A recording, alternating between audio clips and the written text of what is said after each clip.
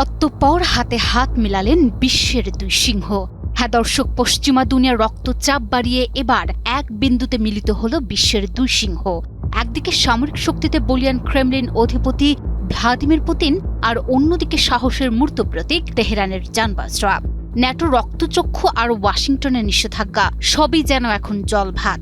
দুই দেশই পশ্চিমাদের জম। আর এবার পশ্চিমাদের এক প্রকার চ্যালেঞ্জ ছুড়ে দিয়ে রাশিয়া দিল মধ্যপ্রাচ্যের জন্য সব করতে প্রস্তুত থাকার প্রতিশ্রুতি।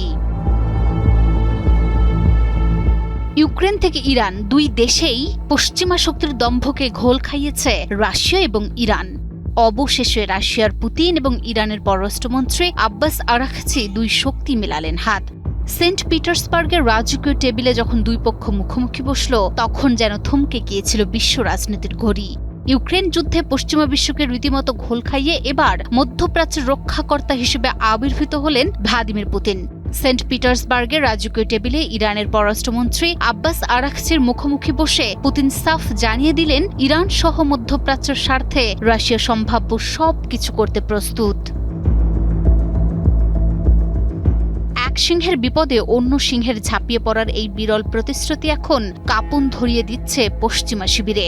কারণ যখন সিংহে সিংহে গলাগলি হয়, তখন রক্ষার প্রতিশ্রুতি কেবল কূটনীতিই থাকে না, তা হয়ে ওঠে প্রতিপক্ষের জন্য এক চরম হুঁশিয়ারি।